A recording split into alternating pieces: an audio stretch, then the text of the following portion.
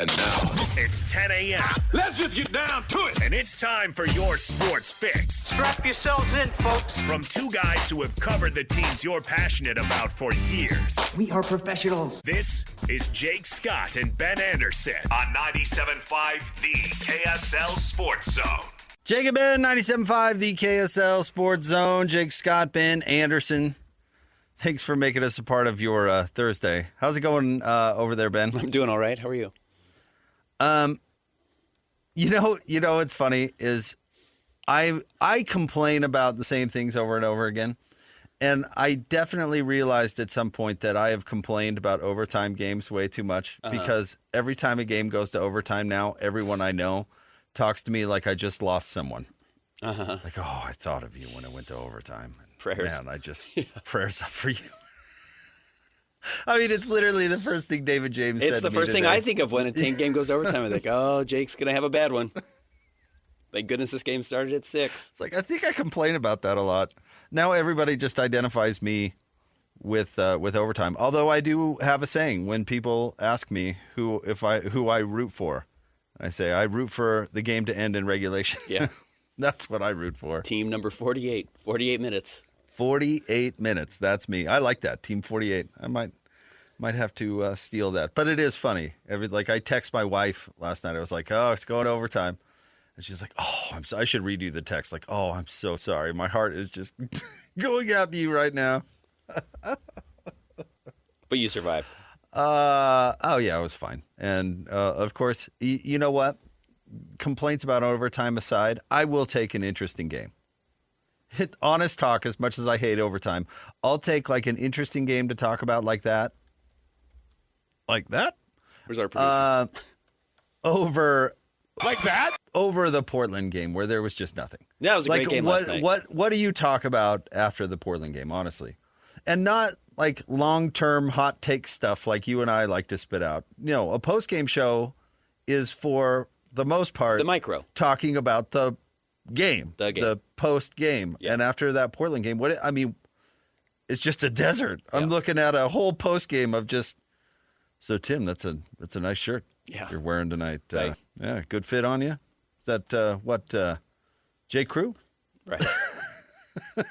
Whereas last night was entertaining, and we can dig into it, and there was a ton of stuff to talk about in the postgame. So as much as I get irritated by overtime, at least we had a zillion things to talk about in the postgame. Really, a zillion? Really, you're going to hold me literally? That's what's going to happen right now? Christian out of nowhere, dropping in. Just clowning me Fact for check. no reason. I know. What the hell? What's I wrong have with this guy? I have to beg him to play like that, but I overstate something just slightly, and I get Hyperbole at all. literally A zillion. literally a zillion. You know what I thought actually was interesting about the game yesterday, and maybe I'm just more interested in this just because big picture NBA stuff does matter to me, was that I just don't know if we can feel safe that the Thunder are going to repeat as champions. And again, it's one game yesterday. They probably should shut it down a little bit and try and prepare themselves for the second half of the season and make sure they're fully rested. But you play 100 games like they did last year because they played 2 7-game series in the playoffs.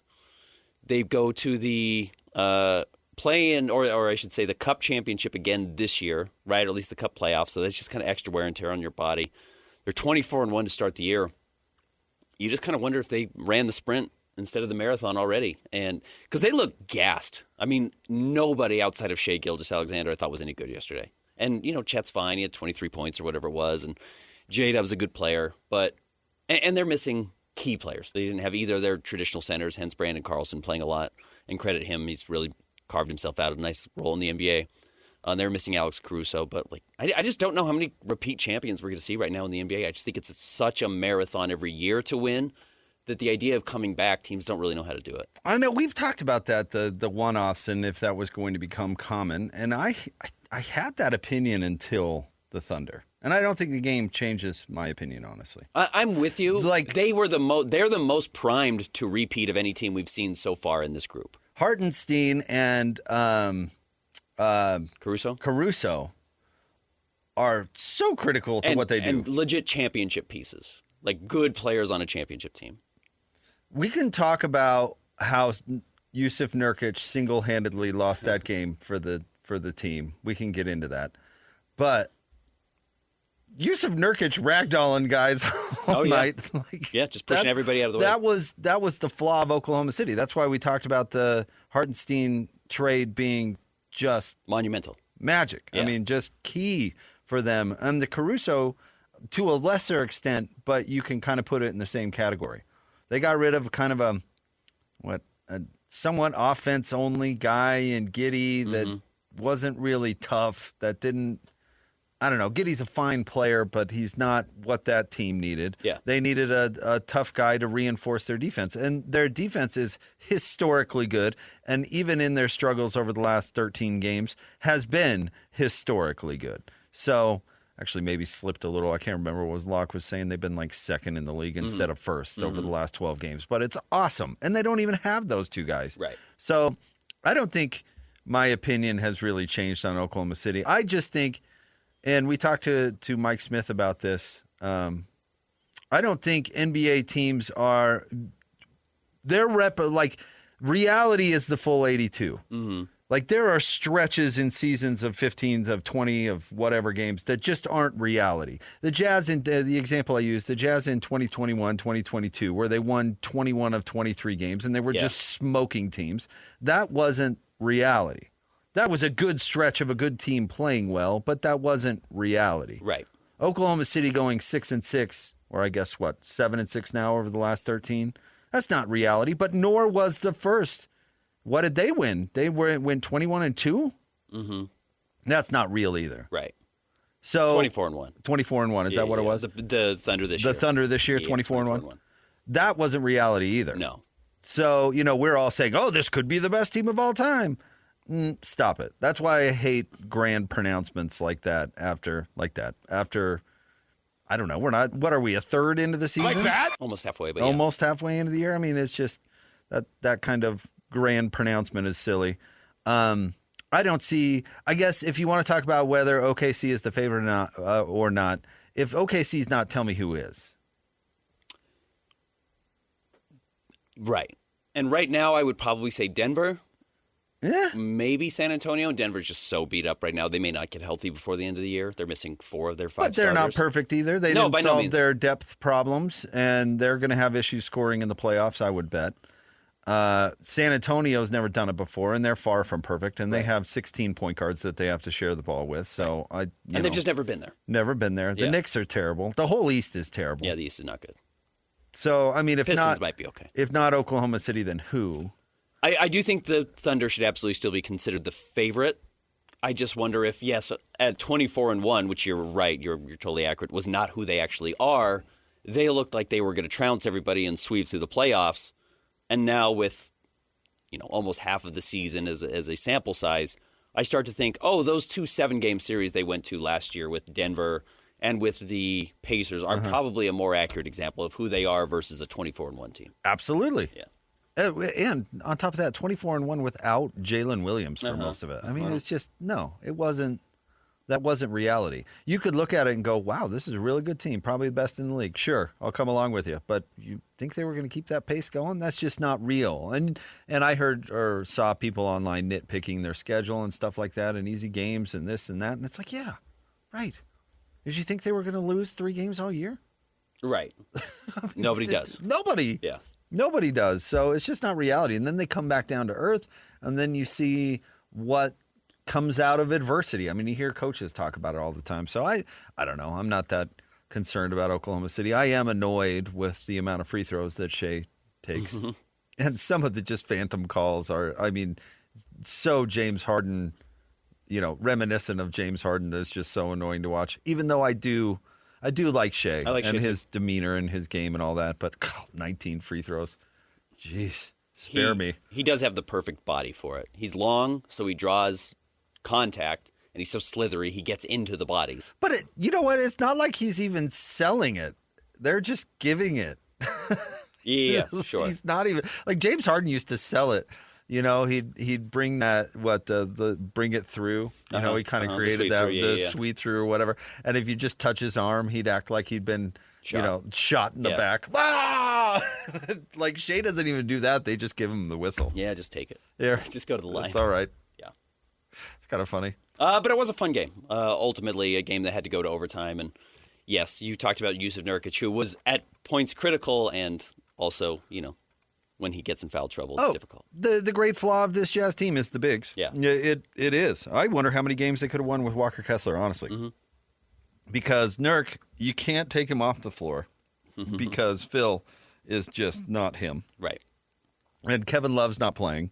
And they tried Taylor Hendricks when Nurk picked up his 5th foul. And bless Taylor's heart, he's given it his all out there, but it's just not. He's like a foot shorter than Chet. Yeah, he can't hang with those guys. Right No, now. he just can't. So the Jazz are in this weird situation where they've got to play Nurk. It's damned if you do and damned if you don't. But how on earth can a player go 6 of 16 as your center?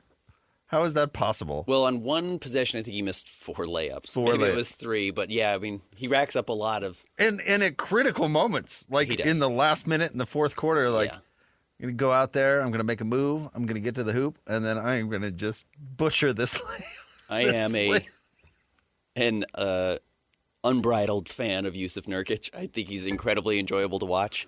He has his numbers are a little fugazi in the fact that he gets a lot of, as we say, me bounds. He gets he taps 10 offensive rebounds he taps last in night. a lot of his own misses. And those don't always go in either. So he gets 2 or 3 rebounds on his own possessions a lot of the times. And they don't always result in baskets. It'd be one thing if every one of them finished with a make. Aren't they calling that the Angel Reese now? Yeah, the Angel Reese. Angel Reese, the way to pad that box score. Yeah, miss a shot and get your own rebound. Oh, man. I mean, it's honestly hilarious if you... It's honestly hilarious if you understand that the Jazz are not really trying to win. That a huge part of the reason why I'm a huge Yusuf Nurkic fan. It's just like, I know this doesn't matter towards the wins and the losses, nor do I really care anyways about wins and losses, but because I know specifically wins and losses don't matter, just enjoy the show. Just enjoy what you're looking at. And he's fun to look at play basketball. He's fun to not just like break down. I'm not trying to get Xy and OE with him. He's just, you never know what to expect out of it. So it's truly, in a raw sense, very enjoyable to watch. And yeah, sometimes it's just chaos. Sometimes it's pure chaos. And I'm sure if you're a real Jazz fan, you're pulling your hair out. And if you can get past that, you'll have an entertaining night every time he's on the floor. 154, Lauri Markkanen misses driving, floating jump shot. Yusuf Nurkic, offensive rebound. This is with the Jazz up 1, by the way. Yusuf Nurkic, missed tip shot. Yeah. Case and Wallace, defensive rebound. I mean, it's over and over. I went and found one because part of my story last night that I wrote was, kind of how critical he is to what the Jazz were doing last night, because as soon as he was in foul trouble, he just acquiesced and let everyone get to the basket. And their last, other than Shai Gilgeous-Alexander's last 2 buckets in regulation, which were jump shots, they went like dunk, layup, dunk, layup, dunk to close the game, because he got his 5th foul and he's like, well, I'm not going to foul out. So just do whatever you want at the basket. And the Jazz gladly let the Thunder get back into this game, because the Jazz were up 8 with 6 minutes to go. But on one possession, you looked and I was like, how did the Jazz not score here? And it was just Nurkic. Tap in, miss, tap in, miss, tap in, miss. No, the most egregious one was the Jazz up 2 with 44 seconds to go. Mm-hmm. He's falling down and throws it over his shoulder. Like, if he just finishes the play or even lets somebody else make a hoop, then the Jazz are up 4, and all of a sudden it's a 2-possession game, and now you have to get into, Oklahoma City has to cut it to a 1-possession game, or you get into the foul stuff and it's over. I mean, they had multiple opportunities to close the door, specifically that one with 44 seconds left to go, and managed to somehow not get there. I mean, it just was not great late game execution, Bob. Only to be outdone by Kentucky last night, but that's really a whole different story. That is a whole different story. Did you see their last possession coming out of a timeout? I did. Well, you get selfish point guards who can't shoot, who want to hoist. It's difficult to win games in college that way. But the coach called his number. It was coming out of a timeout. Mark Pope is really in serious trouble. Yeah, he is. He's not going to make it out of the season. No. 0-2 in the SEC. That was the first win for Mizzou ever at Rupp Arena. Oh, really? Ever. Wow. I saw they hadn't lost a home opener in SEC play in like 12 years. It's like, he's off to a very bad start. Oh, and Mizzou hasn't been in the SEC that long. Don't keep that in mind. I guess it's not like it's some game that's been played since the '60s or something. But still, that's really something for good old Mark Pope. But anyway, the clutch situations for the Jazz actually have not been that bad this year. If you go, Locke kind of did a deep dive into the old numbers, and they've actually been pretty good. Last night was not an example of that. They were not good. Solid. And I thought that the whole team was making a concerted effort to guard, Keontae George included. Mm-hmm. But I think that something different could have happened on that final possession. Shea getting a wide open jump shot is got to be the last thing you want, right? And I'm talking about the end of regulation. The buzzer beater. Yeah. I mean, coming out of that timeout, you got to be like, okay, we're going to give them anything. But Shea Gilgeous-Alexander with a wide open jump shot. Yeah, Keontae ends up behind him to that point, so he's not being double teamed to get the ball out of his hand at all costs. But Will said after the game, and it's really true, and it's not a moral victory thing, but he's like, with a young team, you learn so much from these games. Yeah, if you make mistakes or you do things right or whatever, you can come away from it and being like, hey, Keontae, the last thing you can do is be behind him. I'm generally out on the idea of like a good loss and like, oh, you learn something from them. Like you just have to break through and win games, and that's all. The only thing that matters at the end of the season. I do think last night is the exception to those types of games where... Listen, you play the best team in the league down the stretch, down the wire, and play them into overtime. You're going to take lessons from it. Shea Gilgeous-Alexander is arguably the best player in the league. And so even if you watch what he does at the end of games, even if you just take notes while he does it, you're going to learn something. And I thought Lowry was exceptional last night, 29 and 13. Keontae was not perfect last night and finished with 25 and 11. I mean, a game you would have killed for from him if you were a Jazz fan last year or the year before. Oh, it's just the norm now. And the reason why, their clutch play is so much better, I would suspect I'd have to look at the numbers of who's there, but I think it's because Keontae can actually execute the offense. And then I thought Walt Clayton was really good, other than 3 air balls. I thought Walt is like the player who was on the floor the entire fourth quarter and overtime and held his own. Listen, I understand kind of the answer as to why of this question I'm going to ask, but let me ask you this. Does Lowry get the worst whistle in the league? Because he is the thing he added to his game this year. They got rid of all that catch it at the nail crap that he sucked at. Mm-hmm. And the difference in his game this year is he is going to the basket with a force because the other team always 99% of the time has to guard him with a smaller player based on his skill set. Mm-hmm. So what he's figured out is I'll just run this smaller guy over and they'll have to react or I'm going to get a dunk. And he's become really good at it. The problem is they never call it. I mean, Shea gets all these phantom whistles. Lowry was eating elbows all night long and he can't buy a call. And I think it's because referees don't think they don't think he can do that. They're not used to it. That's not his whatever. You're catch and shoot soft guy. You don't get a whistle. You're not drive guy. You're not any of that. And he doesn't get a superstar whistle, even though I would think he's earned that. He doesn't get any of that stuff. He gets the toughest whistle in the league. I give him a lot of credit for continuing to be a salty go to the rim guy because it doesn't pay off for him. I think you get a lot more whistles when you play in isolation, which Lowry does not. All of his baskets come off of pin downs and screens and, one dribble and right to the basket. It's not like he's out there attacking the rim off the dribble by himself all that often or coming off of like a screen with the ball in his hand. So I think that hurts you. And I think the point you make is really a good one because you look back, truthfully, Shaq probably should have shot 1,000 more free throws in his life than he did. And he lived at the free throw line. Zach Edey gets fouled every possession because he's so big, but because he's so big, they just don't call the whistle every time. Lowry gets guarded by smaller players, and I wonder if that covers up some of the fouls. I would believe it. They just don't call the fouls when it's a little guy. It's like, well, yeah, you just bullied him out of the way, so it's kind of your fault too, so we're just not going to blow the whistle. Anyway, and I do think he has the reputation as kind of like a softer player, which clearly he's not, but I think he has that reputation, so maybe he doesn't draw those calls. It's wild, though, because he goes to the bucket a lot. He doesn't flail. He's not a flailer either. And not demonstrative. No. Keontae's a much better flailer. Keontae's gotten really good at drawing fouls. Anyway, I've noticed Lowry does. He goes to the basket a lot. And I would argue that he does drive a ton this year. I mean, he's totally added that to his game. It's been a huge difference. I would argue it's the reason he's averaging 30 points a game and not 24. Yeah, for sure. What are his free throw attempts this year? Lowry he's at 6.6, which is a good number. It's crazy that Keontae's at 7.1. That's a huge number. He only went to the line 5 times last night. How many times? Remind me again. How many times Shea go? How many was it? 19. 19. That's a lot. The Jazz had, 21 free throws as a team. Everybody put together. Shea, 19. 19. Well, that's pretty good. It's a lot of points. You can average 20 points per game just by getting to the line. You know what it is. It's fun to watch. I love it. It's good basketball. I love it.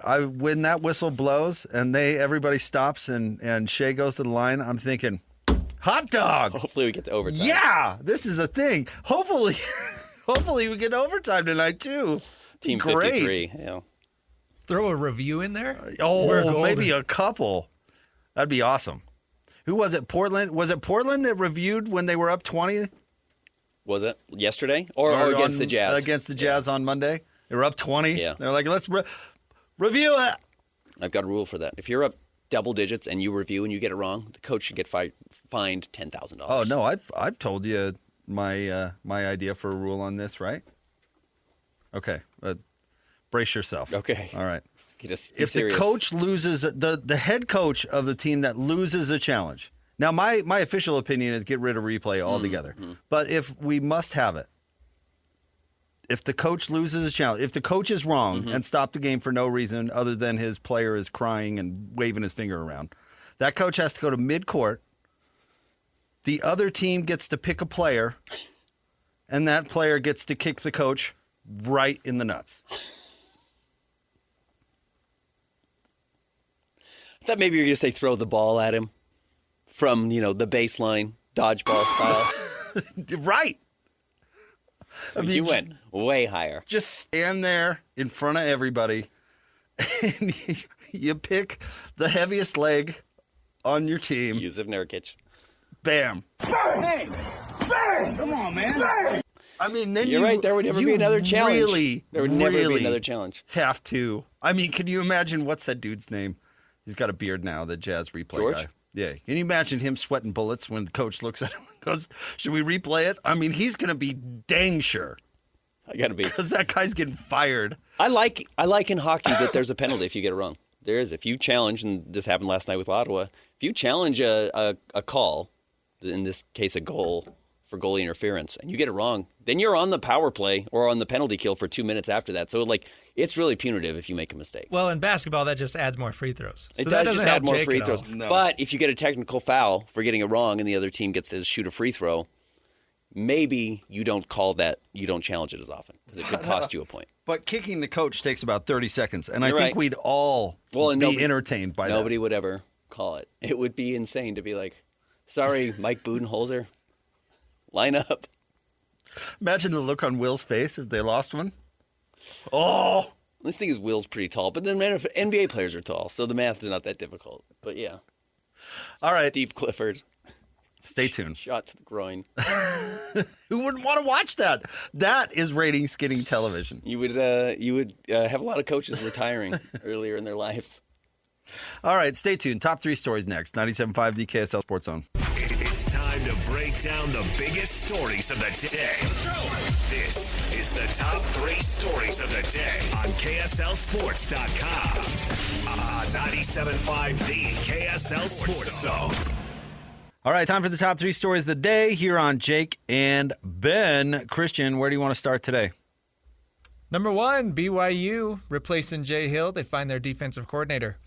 Kelly Poppinga, Ben, K-pop, going up, up, up. He's going to be golden.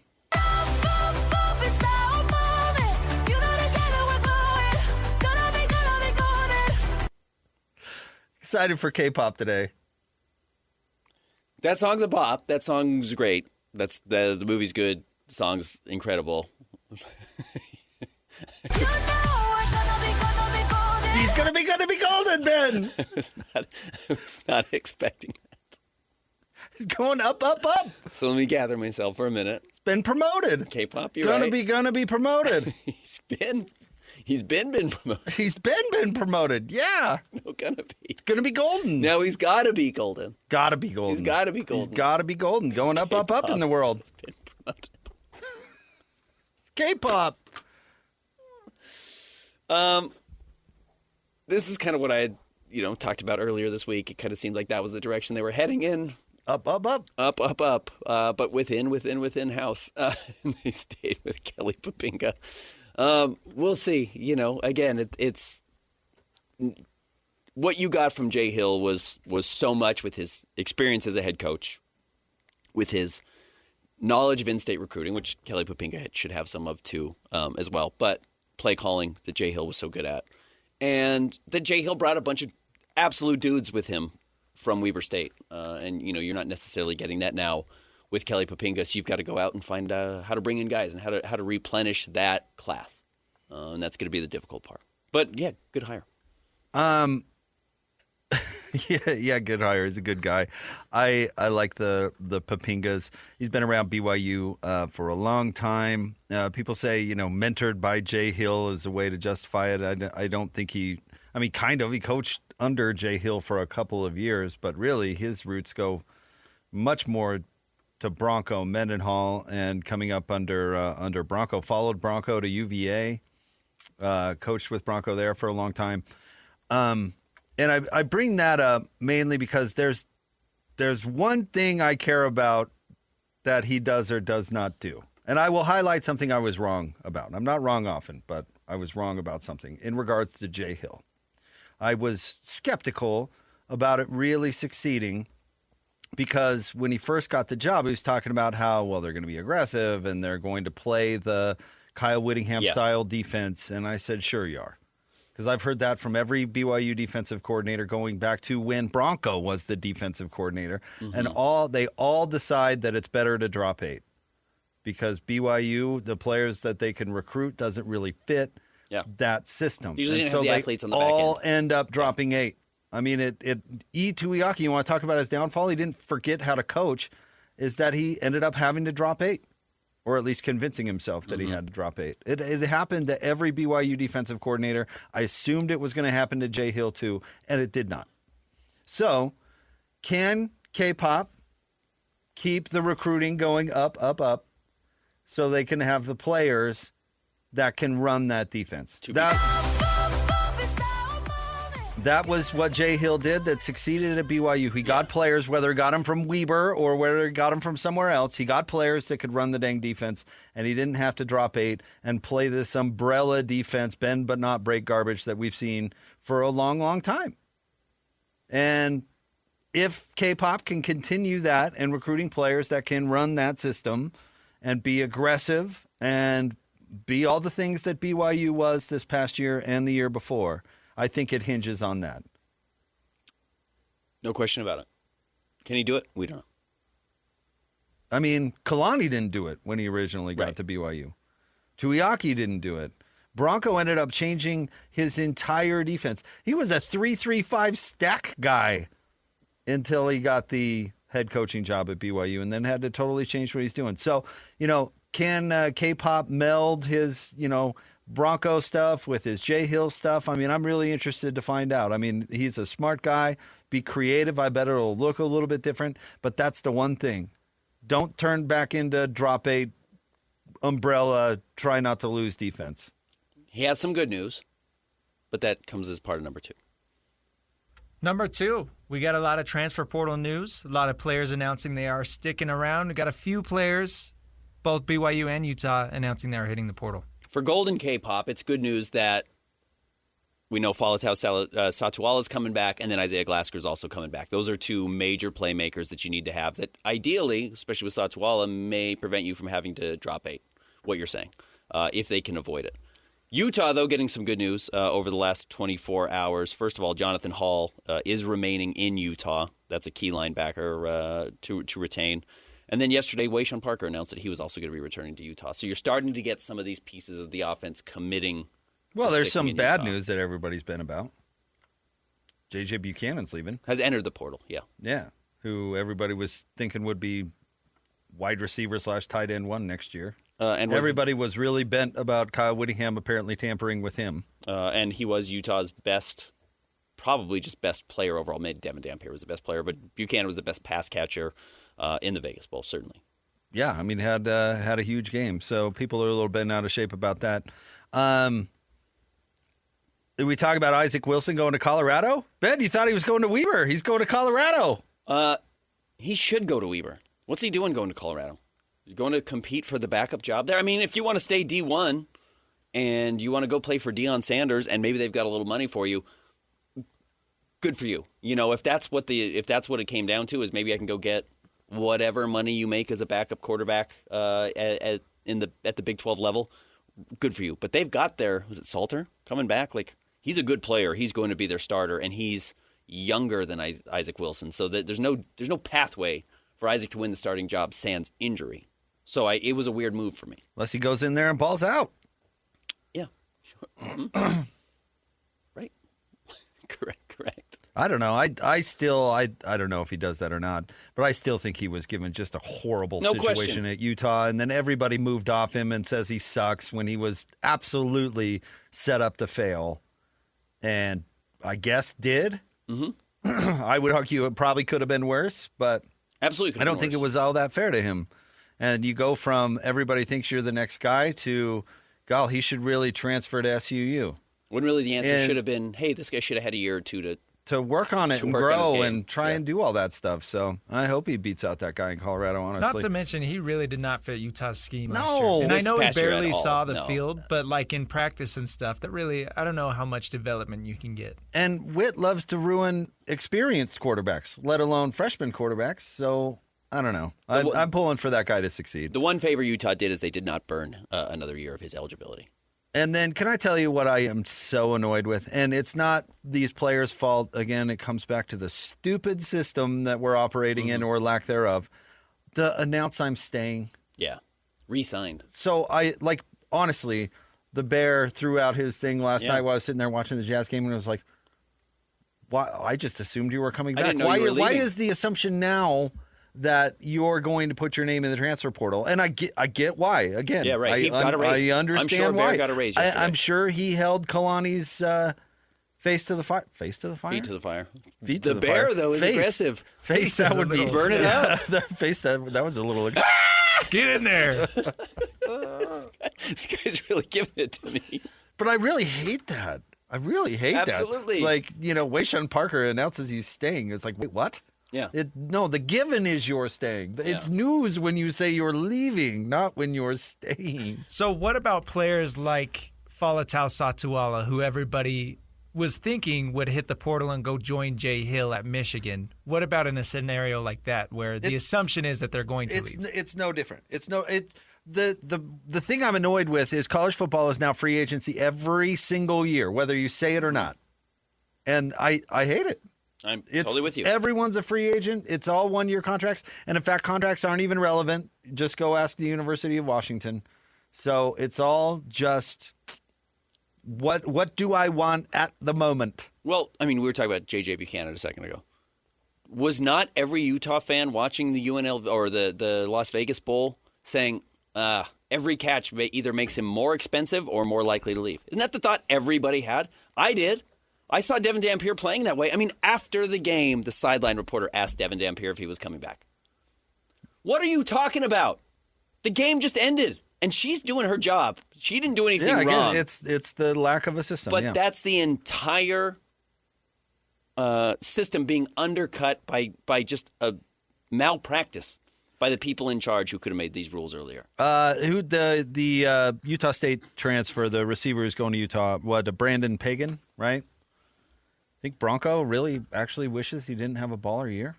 Like, hey, Brandon. Yeah, right. It would have been great if you would have sucked a little more. You'd still be on the team. Yeah, it's terrible. It's just free agency, and I guess I'm beholden to the whim of every college football player now to announce whether they're leaving or staying. And by the way, the Bear could turn around and leave tomorrow. Yeah, absolutely. I mean, that's what's trying to happen right now at Washington, and it's a whole issue with their quarterback. Oh, that right guy's now. gone. Yeah, That guy- you can't welcome him back. You can't welcome him back. You can sue him and stop him from playing, or at least try. But what are you going to do? You can Nothing. stop You're him not from going to making make him play for you. Money, maybe. But yeah, you've burned that bridge. Congratulations. I mean, another part of this is just where this is hairy and where I'm sure this is not necessarily what the University of Utah wants, but Joe Coles, who's reporting this Jonathan Hall news, says Hall's agent says that the deal with Utah makes Hall one of the highest paid linebackers in college football. Like, you don't want that out there. now I have to pay my defensive lineman the most money because I'm better than Jonathan Hall, or I'm a better cornerback than Jonathan Hall is safety. I mean, I think that type of news, which is great for the agent, great for Jonathan Hall, it's not necessarily good news for Utah to get that to leak out. You don't want all these players knowing exactly how much the other player makes. I think that's going to be really hard in your locker room. So, no, it's a mess. It just gets worse. And some good news that some of these guys are coming back. It's going to make their teams better next year, probably. But my goodness. Name me a job you would rather have than a head college coach in basketball or football. Manure shoveler at the Thanksgiving Day parade. Every parade. Yeah. Congrats. I mean, the money's great. Awesome. You work 150 hours a week. Your heart's probably going to stop when you're 61 years old, and you're kowtowing to 19-year-olds all day long. 100 17 to 24-year-olds have you by the short hairs 24/7. And their parents and their agents and everyone in their ear. I would rather be the person that empties the medical waste garbages in all the doctor's offices. The guy who really has to look out for needles and that sort of thing. With your bare hands. I'd rather be that person. Yeah. It's all day just going room to room and like, hey, can I dump your bloody gauze, please? Can I have that? I feel bad for you for college football fans. It's just sports just a disaster. And I get the product is pretty fun still to watch when they're on the field, but like there's no affiliation to the players. It's all front of the name on the front of the jersey, which is fine, but I do think it was fun to watch players develop and grow. I guess. Yeah. Next. In case you missed it, the Jazz hang with the reigning champs, push them to overtime. The Jazz seemingly get out of bed in a different team every single night. Some nights they were down 20. They were, and then they battled back. And Yeah. they were down 20 against the Los Angeles Clippers without any of the starters on the floor and battled back. Like clearly there is a lot of talent here. The Jazz, where this conversation can move eventually, we don't need to have it right now, is that they are starting to get a sense of what their identity should be and where to plug some holes and who's going to be around and who doesn't need to be around anymore. But there is more here legitimately than it looked like there was going to be last year or 2 years ago. Like I don't think if the Jazz decide to make some steps to improve their roster this offseason because they're going to get this lottery pick and then they add a couple of veterans, I don't think that's jumping the gun. I don't think they're rushing it. I don't think they're skipping steps. I do think they are at that point in their maturity and their development to start trying to win games legitimately without thinking you're going to end up in the same cycle 24 months from now. All right. I feel like you could have that same opinion last year. And I feel much better about it now that I think Keontae's a real player, and we certainly did not know that last year. No, but I feel like it's Groundhog Day. But honestly, if this last year, the Jazz would have been kicking the tires on a Trae Young trade, who got traded to the Wizards. Oh, last we night. absolutely have to talk about that. Mm-hmm. In fact, that should have been a number one. What were we talking about? K-pop going up, up, up. We had drops. No, I have a name for today because of the Trae Young trade. Well, let's get to it next. I have a label for today. Oh, I love it. Well, do we have time to dig into that? We've got Old Check at the top of the 11 o'clock hour. All right. Stay tuned. Jake and Ben, 97.5, the KSL Sports Zone. Who's got it better than us? Your home for the best sports coverage in Utah. You're listening to Jake Scott and Ben Anderson on 97.5, the KSL Sports Zone. Jake and Ben, 97.5, the KSL Sports Zone. Jake Scott, Ben Anderson. So here's my take. Trae Young gets traded for C.J. McCollum and Corey Kispert. Yep. Yesterday, and I find it hilarious. And I'm calling today VA Day, Ben. Okay. It's victory over the analytics. Okay. Victory over the stupid nerds that have held this sport hostage for far too long now. Okay. The fact that Trae Young got traded for a bag of garbage is it's because nobody wanted him. Have you read into some of the behind the scenes stories that they shopped him everywhere? Oh, I'm sure, yeah. They shopped him everywhere. Nobody wanted him. It was funny initially what Trae Young's like preferred destinations were that came out. I can't remember. It was like Houston and Minnesota. It's like, yeah, you want to go play for a team that conceivably you add the right point guard to and they could win a championship. And while it's also difficult for those teams to just make trades, they have the moves for the right guy. You know, if Giannis became available, the Bucks and the Rockets would figure out how to get him. Let me ask you this. Who do you think leaked that, his preferred destination? Yeah, Trae's agent. No. Who? The team. Oh, the Hawks? The Hawks. Okay. Because they got to pretend he has value. They're like, he is a big enough deal to demand where he wants to go. He gets to go where he wants. He gets to go where he wants because he's so good and so in demand, and everybody would love to have this guy. And then you're right. It kept dwindling. It kept going, now his preferred. Like Brooklyn. Everywhere. The Wizards are everywhere I wanted to go. That was all an act to prop up the value of somebody that Atlanta didn't even want. It is palpable. If you look at Atlanta, they are a night and day different team with when he's playing and when he's not. It's obvious. It's the reason they could not wait on this trade any longer because his value dipped and dipped and dipped every single time he played because people realized, and did I bring this up with you? I can't remember. But Kevin Pelton was on with Locke the other day in Portland, and Locke asked him about all these players and whether he's still on them and their potential or off, And Pelton was like, I'm still with Trae Young. And Pelton's the nerdy analytics guy because they all love him because he's a stat packer. And you can point at the obvious, which is, this guy is a 25-10 guy. Are you kidding? This guy's amazing. No, he's not. He just has the ball in his hands the whole game. And you're not going to win with this guy. And the league has finally realized it. Yeah. The league has finally come to its senses being like, why would I want this dude? I don't care how many stats he puts up. And by the way, he's going to score 35 a night in Washington if he ever plays. Yeah, it doesn't sound like he's going to play. When I first saw this, I thought, if you're a Jazz tanking fan, I tweeted this. This is probably good news because Trae Young does elevate you from a 17-win team to a 30-win team. Honestly, by himself, he does that because he runs an offense by himself. The problem is he doesn't get you closer to 60 wins. He doesn't get you closer to 55 wins. He's got a floor-raising ability and a ceiling capping. He really caps you. Because he has to be on the floor so much. He has to have the ball, and he's so flawed. It makes all their young players worse. I don't even know if he makes them a 30-win team. I really don't. But he's not going to play. He's probably not going to play this year. Which also, what a crazy trade. I mean, that's how pathetic the Wizards are. We're going to take this guy, never play him, pay him $45 million next year, knowing that he's not going to actually turn you into a good team. No, they didn't give up any picks, though, right? No, they didn't. They gave up basically nothing. It's a total flyer. No, in fact, they gave up salary they didn't want, and they could let Trae Young be a free agent after this year. But he's they really wanted. He's going to pick up his contract. He's got to pick up his option. Yeah. That's probably true. And then they're going to be beholden to him the same way Atlanta has felt like they were beholden. Well, to they him. think that they're an upcoming team that's ready to turn the corner. And after this next draft, they keep their pick, and next stop, Houston and Oklahoma City. But that's just not reality, not in my opinion. And certainly Trae Young doesn't help you get there. But I'm sure Washington has their own analytics nerd who's like, look at this guy.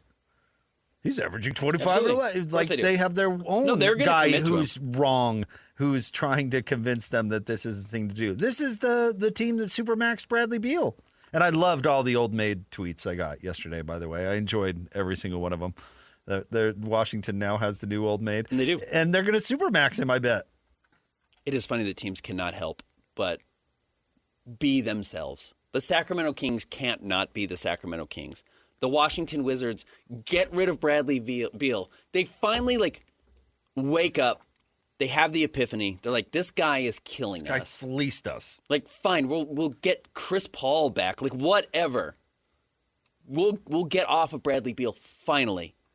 And then the first chance they have to replace him with Bradley Beal. With the same guy. It might work for us. Same guy. Same thing. It's pretty insane. Same situation. And that's why those teams are those teams. And they will always be those teams. And you can be grateful that you're a Jazz fan. And while the Jazz have never won a title, historically there is some respect in the organization that will allow it to stay that way. That New Orleans, that the Kings, that in a way sometimes the Suns, certainly the Wizards are never able to have. The Charlotte Hornets, unfortunately, are just never going to be able to not marry LaMelo Ball. And they will marry the next LaMelo Ball that comes down, even when they're dating a good guy in Con Knipple or Brandon Miller and they have some good pieces. They can't not fall in love with LaMelo Ball. And they're going to do it over and over again. Quickly, the Hawks records since drafting Trae Young. This is exactly what I'm talking about. 29 wins the first year, 20 wins the second year, 41 wins. They go to the Eastern Conference Finals, beat the Philadelphia 76ers and Ben Simmons' career, essentially. 43 wins, 41 wins, 36 wins, 40 wins. It's just like that's your ceiling. You can have Trae Young and you can win 40 games. And you know what? For the Wizards, maybe that's worth it. Maybe they just say, like, well, otherwise it's 22 and that's miserable. So let's get back to 41. But you can't ever get above that. You know who's having a great day today? Quinn Snyder. Quinn's having a terrific Absolutely. day. He doesn't like telling people no. Certainly Trae Young. And CJ McCollum can come in and do exactly what Trae was doing. Just like a little bit of nonsense here and there. Needs the ball less. No, they're going to be the same average team, probably. Corey Kispert Maybe can come in and shoot a bunch. Yeah. Corey Kispert will actually play. I don't think he's played at all for the Wizards, hardly at all this year because they were tanking. Matter. He's just throwing it in. But, yeah, he'll come in and be an okay rotation player, and, yeah, they get a little depth. But, yeah, he doesn't have to deal with them anymore. No, Trae was a net negative. They're a better team today. Though the rumor is the Hawks want to trade these pieces, C.J. McCollum, for and Anthony maybe draft Davis. picks for Anthony Davis. We'll see if that's... For old street clothes. I know. I hope it happens. Never see him on the floor. I hope it happens. All right, stay tuned. We're going to talk to our buddy Nick Olczyk. Some Mammoth hockey coming up next. 97.5, the KSL Sports Zone.